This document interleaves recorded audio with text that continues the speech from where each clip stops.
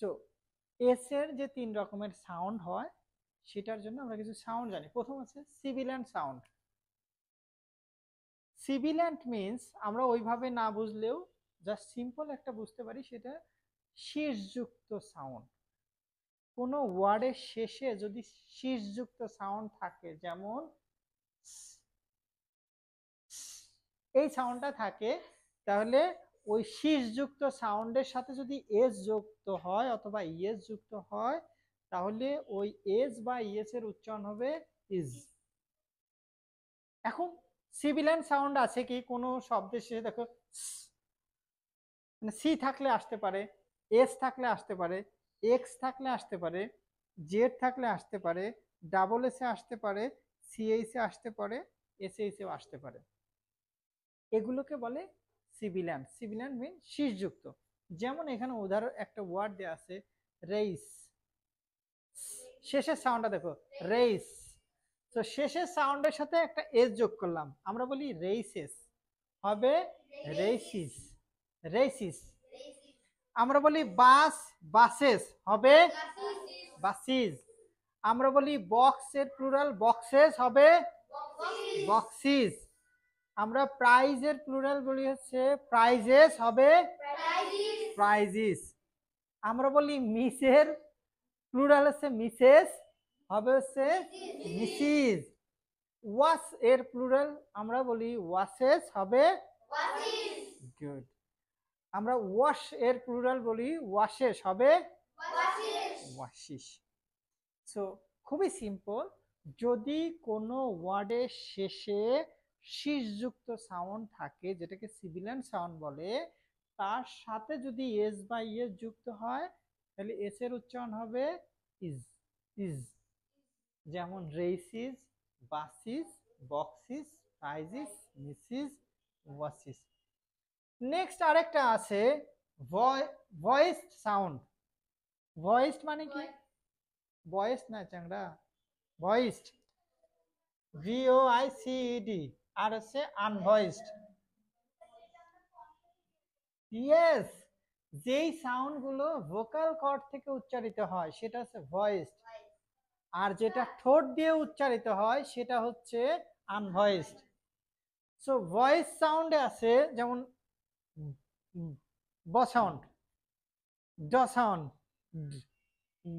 ড, গ, ল, ম, ন, ইয়, আ মানে র সাউন্ড, আর হচ্ছে ইও সাউন্ড। এই যদি ভয়েস সাউন্ড মিন যে সাউন্ডটা কোথা থেকে আসবে, ভোকাল কর্ড থেকে, মানে এই যে কণ্ঠনালী থেকে, এই তো। তো এইখান থেকে যদি কোনো সাউন্ড আসে এবং ওই সাউন্ডটা শব্দের শেষে থাকে, তার সাথে এস বাই এস যুক্ত হয় শেষে, যেমন ব সাউন্ডের কথা বললাম, ব, ক্রাব, ক্রাবের সাথে একটা এস দিলাম, আমরা বলি ক্রাবস, হবে কি ক্রাবস, জ সাউন্ড হবে ক্রাবস। সো ভয়েস সাউন্ডের সাথে যদি এস বাই এস যুক্ত হয় তাহলে এস এর উচ্চারণ জ হবে, নট শ। ক্রাবস। আমরা বলি ওয়ার্ডস, হবে কি ওয়ার্ডস। আমরা বলি ব্যাগ, ব্যাগস, ব্যাগস। আমরা বলি ডিলস, হবে ডিলস। ড্রিমস বলি, হবে ড্রিমস। ফ্যান বলি, হবে ফ্যানস। সিংস বলি আমরা, হবে সিংস। ওয়ার্স বলি আমরা, হবে কি ওয়ার্স। আমরা বলি গ্লাভস, হবে গ্লাভস। আমরা বলি প্লে, হবে প্লেস। তো খুবই সিম্পল, যদি কোনো শব্দের শেষে ভয়েসড সাউন্ড থাকে, ভয়েস মানে ওই সাউন্ডটা ভোকাল কর্ড থেকে আসবে, এবং তার সাথে যদি এস বাই এস যুক্ত হয় তাহলে এস এর উচ্চারণ হবে জ। Have you got it? খুবই সিম্পল। আরেকটা আছে আনভয়েসড সাউন্ড। আনভয়েসড মিন্স যেটা ঠোঁট দিয়ে উৎপাদিত হয়, যেমন পিএইচএফ হয়, সেই সাউন্ডগুলোর উৎপাদন হচ্ছে ঠোঁট দিয়ে। যেটা আনভয়েস সাউন্ড যদি কোনো ওয়ার্ডের শেষে থাকে এবং তার সাথে এস বা ইএস যুক্ত হয় তাহলে ওই ক্ষেত্রে এস এর উচ্চারণ স হবে। যেমন স্লিপ, স্লিপস। ক সাউন্ড, ক সাউন্ড আছে বুক, বুকস, বুকস। ট sound hat, hats. Clip, clips. Graph, graphs. Laugh, laughs. এই যে এই সমান কিন্তু ফ সাউন্ড হচ্ছে। সো একটু রিকল করি, যদি কোনো ওয়ার্ডের শেষে সিভিলান সাউন্ড থাকে, সিভিলান মিন শীষযুক্ত সাউন্ড, তার সাথে এস বা ইএস যুক্ত হলে এর উচ্চারণ হবে, এস এর উচ্চারণ ইজ। যেমন রেইস, আমরা বলি রেইসেস, হবে রেইসিস।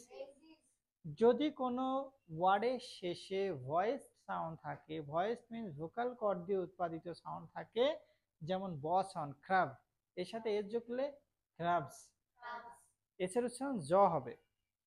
আর যদি আনভয়েসড সাউন্ড থাকে কোনো ওয়ার্ডের শেষে, আনভয়েসড মিনস যেটা ঠোঁট দিয়ে উৎপাদিত হয়, যেমন প সাউন্ড স্লিপ, স্লিপস। তো আনভয়েস সাউন্ডের সাথে এস যুক্ত হলে স, যদি ভয়েস সাউন্ডের সাথে এস যুক্ত হয় জ, যদি সিভিলিয়ান সাউন্ডের সাথে এস যুক্ত হয় ইজ। ক্লিয়ার?